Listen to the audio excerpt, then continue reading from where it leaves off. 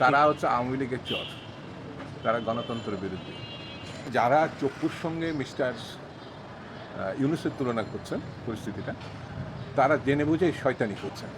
Mister Chuppu সরে গেলে পরে সাংবিধানিক শূন্যতা সৃষ্টি হবে, কিন্তু ডক্টর মোহাম্মদ ইউনূস সরে গেলে আরেকজন প্রধান উপদেষ্টা আসবে। তিনি আসলে পদত্যাগ করতে চাইছেন। মূল আলোচনা যেটা, সেটা হচ্ছে একটি নিরপেক্ষ নির্বাচন, যে নির্বাচনের মধ্য দিয়ে গত 15-16 বছরের যে আন্দোলন সংগ্রাম, মানুষের আত্মতি, এই যে বিশাল যে প্রেক্ষাপট, সেই প্রেক্ষাপটের প্রেক্ষিতে যে গণঅভ্যুত্থান, সেই গণঅভ্যুত্থানের মধ্য দিয়ে যে সরকারটি আসছে, তার প্রধান কাজ এবং 1 নম্বর কাজ স্বৈরতন্ত্রকে থেকে গণতন্ত্রে উত্তরণ।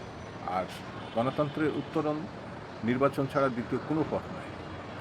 3টি নির্বাচন 15 বছরে শেখ হাসিনা জালিয়াতির মধ্যে করেছে। এর বিরুদ্ধেই আন্দোলন সংগ্রাম, এবং বিএনপির তার ছাত্র সংগঠন, অঙ্গ সংগঠনের প্রায় 5,500 হয় গুম হয়েছে, নিখোঁজ হয়েছে, অথবা তারা শহীদ হয়েছে। তো এই যে আন্দোলন সংগ্রাম, সেই সংগ্রামে প্রাপ্যটা বুঝিয়ে দেওয়ার দায়িত্ব বর্তমান সরকার এবং সরকার প্রধান হিসাবে ডক্টর মোহাম্মদ ইউনূসের। 9টি মাসে আমরা জানি মায়েরা একটা সন্তান জন্ম দিতে পারে, 9 মাস 10 মাস। সরকার 9 মাসে পড়া অবস্থায় নির্বাচনের একটা দিনই নির্ধারণ করতে পারে। নির্বাচন তো পরের ব্যাপার। অথচ 90 গণঅভ্যুত্থানে 90 দিনের মধ্যে জাস্টিস শাহাবুদ্দিন সাহেব একটি নির্বাচিত সরকারের কাছে ক্ষমতা হস্তান্তর করে রাষ্ট্রপতি থেকে তিনি প্রধান বিচারপতির আসনে চলে গেছেন। কিন্তু বর্তমান সরকার এর কোনোটাই পারেনি। না পারার কারণে নির্বাচন থেকে চোখ সরানোর জন্য আমার বিবেচনায় তিনি যে পদত্যাগের কথা বলেছেন, সেটা একটা দৃষ্টি ঘোরানোর সিদ্ধান্ত। এবং এটি কাকে বলেছেন? একটি রাজনৈতিক দলের প্রধান মিস্টার নাইক, এনসিপি, তাকে ডেকে নিয়ে তার সঙ্গে কথা বলে সে সরকারি মুখপত্র মতো প্রেসকে বলেছে তিনি পদত্যাগ করতে চাচ্ছেন। আমার কাছে মনে হচ্ছে মিস্টার নাইক একটা রাজনৈতিক দল। আমরা জানি এই রাজনৈতিক দল গঠন করেছেন ডক্টর মোহাম্মদ ইউনূসের অনুপ্রেরণায়, ইচ্ছায়, আকাঙ্ক্ষা পূরণের জন্য। তিনি শিক্ষার্থীদেরকে ওইদিকে ঠেলে দিয়েছেন। তিনি শিক্ষাঙ্গনে শিক্ষার্থীদের ফিরে যাওয়ার কথা একবারের জন্য বলেননি। মিস্টার নাইক কিছুদিন আগেও উপদেষ্টা ছিলেন। স্বাভাবিক কারণে আমার কাছে মনে হয়েছে এই সব মিলিয়ে পরিস্থিতি পরিষ্কার হওয়ার থেকে আরও জটিলতার দিকে এগোবে, এটা আমার কাছে মনে হয়।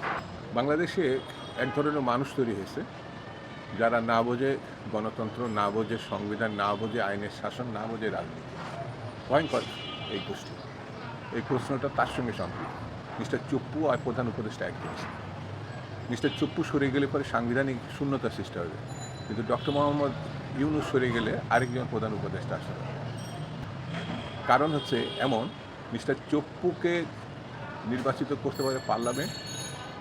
তিনি পদত্যাগ করলে যদি আরেকজন পার্লামেন্ট থেকে আরেকজন প্রেসিডেন্ট নির্বাচিত করা সম্ভব ছিল।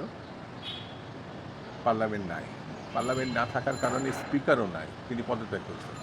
তার কাছেও মিস্টার চপ্পু ক্ষমতা দিতে পারবে না। দিতে পারলে তাহলে রাষ্ট্রপতি পদত্যাগ করলে লিগালি কোনো রাষ্ট্রপতি আসতে পারবে না। যদি না আসতে পারে, যে রাজনৈতিক শূন্যতা দেখা দেবে, সেটা বিশৃঙ্খলা সৃষ্টি হবে। কারণ এখন সামরিক আইন নাই, এখন সাংবিধানিক সরকার চলছে। তাহলে পরে যারা চপ্পুর সঙ্গে মিস্টার ইউনূসের তুলনা করছেন পরিস্থিতিটা, তারা জেনে বুঝেই শয়তানি করছেন। শয়তানের বুদ্ধি বিবেচনায় তারা চলার চেষ্টা করছে। মানুষকে এত মূর্খ ভাবা বোধহয়